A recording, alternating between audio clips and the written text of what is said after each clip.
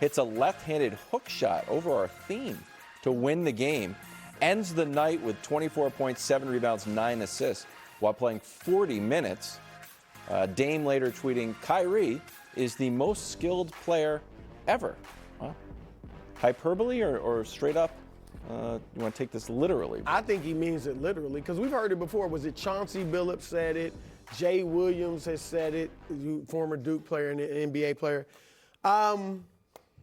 Kyrie is in the discussion for skill. I mean, we're talking about passing ability, shooting ability, ball handling ability. That's generally what you think of when you think of skill. Right, and can I ask you a question on that?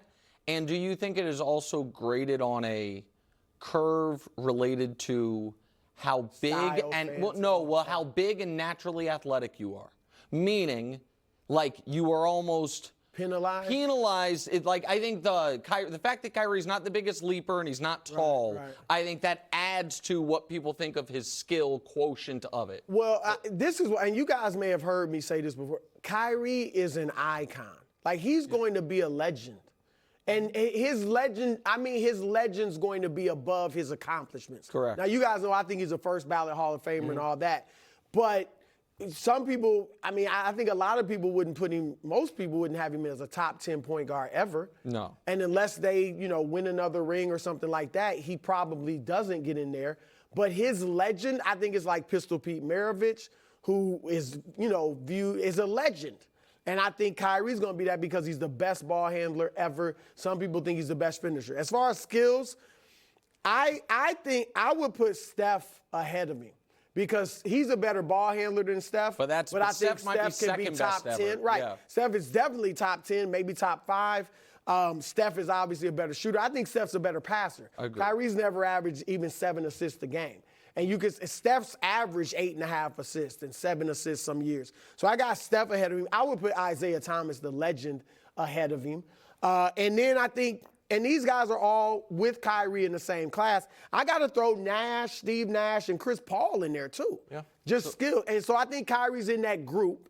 But I would probably put Steph and Isaiah ahead of him. So that kind of speaks to my point that that skill is also synonymous for little.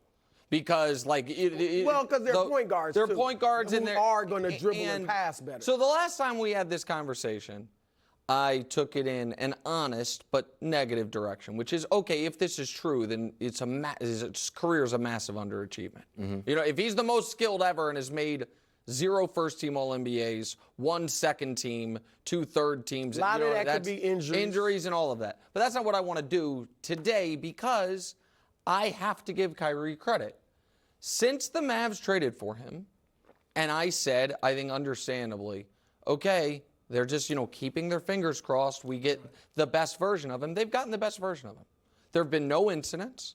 You know what I mean? He has been used his public platform only for good. You know what I mean? Not for division. And he had always used it for good in a lot of ways, but also had some stuff that he wanted back. And yesterday was the 19th straight game he's played, which is the longest consecutive game streak he has had since the Cavs won the title in 2016. That's telling. No, but that means that tells you why he hasn't made more of those teams. But it also speaks to the fact that this is the best version of Kyrie you can get.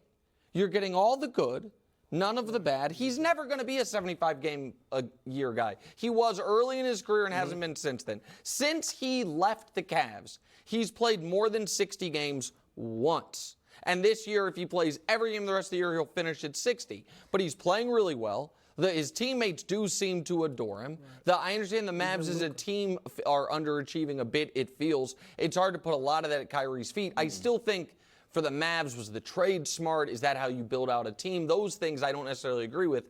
But the Mavs being a little disappointing, I'm not putting on Kyrie. And I just do want to add, because I remember being a little kid and being amazed by when this happened. I remember being a little kid and watching Hakeem Olajuwon in the NBA playoffs. And it was a day game. And they talked about how it was during Ramadan. And he had to just put the water on his body and legs. Kyrie doing this while fasting is all, you know what I mean, all the more impressive and should be acknowledged. So, before we move on, Hobbs, can I just show, or can you show the shot one more time? Because, the question for you is, the fact that this was a left-handed 20-foot hook shot, Do you think that he has, like, he's like, oh, I'm going to go to this. And yeah, Luka being stunned that he's never seen it. Luka's reaction is maybe my favorite part. Does anyone else have this in their game? Well, Never mind, like, I don't game know winner. if we would. First of all, I don't think that was Kyrie's plan. I think he planned on getting away from Jokic and throwing up a jumper, but Jokic stayed with him. And so he just put up. Now, I don't know that I'd say that's in his bag. Like, he's going to, that's a regular shot he's doing. It is. But he's so skilled that he could put it up and made it. But I don't expect to start seeing that shot every few games from Kyrie. Should. Hook shot, underrated. Take a look at the odds to win the West. Denver, obviously, at number 1. Look at Bruce Clippers at 2. That's a bit. Remember the advice I gave America about the Caleb Williams bet? The opposite advice on this one. Thunder, Suns, Wolves, and then the Mavs at 6, but they are ahead of the Lakers and the Warriors. So, Nick, you were once in love with the Mavs. They were your pick last year, right? Last year, they were my pick. Yep. Are they legit contenders? Let me put it like this. Brew, you weren't here for Friday's title pie. Can we show Brew what he missed for Friday's title pie? We didn't have a pie. The Mavs had a 2% slice.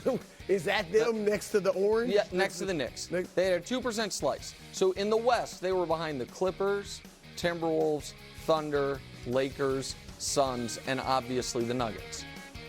I'm certainly ready to move them ahead of Phoenix. I'm certainly ready to move them ahead of the Clippers. I think I might be ready to move them ahead of the Timberwolves, and we'll discuss the Thunder and Lakers. I do think because of Luka's devastating in a positive way playoff reputation, and Kyrie right now looking like, you keep your fingers crossed, he'll be healthy come the postseason.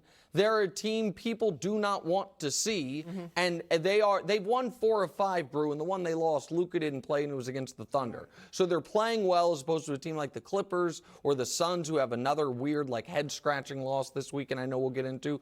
So it is the Nuggets and everybody else, but it is hard to make an argument, in my opinion, that there is any team in the West that has a drastically greater shot, other than Denver, obviously, more than the Mavs do right now.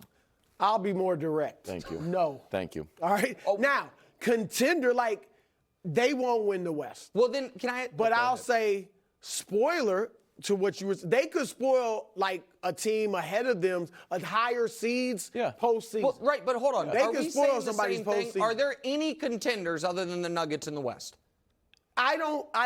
Yes, because I'm just saying, if you force me to, like, think of other teams, They could beat the Thunder. You're saying they could spoil the Thunder. They could spoil the Thunder. Right, but then are the Thunders If contenders? Minnesota's healthy, Yeah, I don't know that I put them ahead of Minnesota. But if this question said, are the Timberwolves I think the Clippers are contenders. So if this said, are the Clippers legit contenders? Yeah, you would say yes. Okay, Yeah. I think the Mavs are better than the Clippers. The thing that's going to haunt the Mavs is no defense. It's right? hard. And Kyrie and Luka can beat any team once. Yeah, thank you. Because they're so great offensively. Yeah, that's but 7-game series with that lack of defense, your 2 best players not putting forth that much effort on defense, I don't think like I said, they're not a contender to win the West. They are spoilers. That's good. Did you you like the style of play? Maybe I should just ask Brew. Okay. Brew, do you like the Mavs style of play? At the end of that game, Denver's moving the ball around, and then it's like, well, Luka stepped back and takes a miracle shot to win the game. They're just the Mavs ball, heliocentric style of I don't play. think you can win that. We haven't seen anybody win that way. A better player, as great as Luka is, better players than him haven't won that way. And so I think, like, it's a lot of Luka's turn, Kyrie's turn. No, and by the way, and that's not going to win. I don't necessarily like that style of play.